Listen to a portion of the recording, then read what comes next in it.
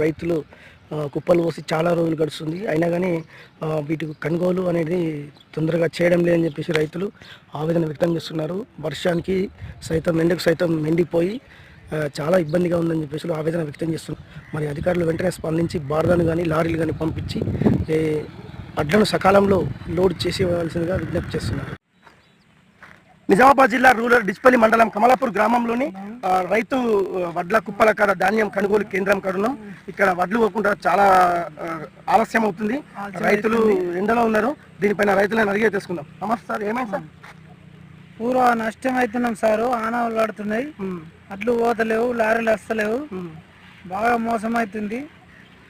ఇట్లా చేస్తే సారు ఎట్లా కాలు బారదాన్ని కూడా లేదు.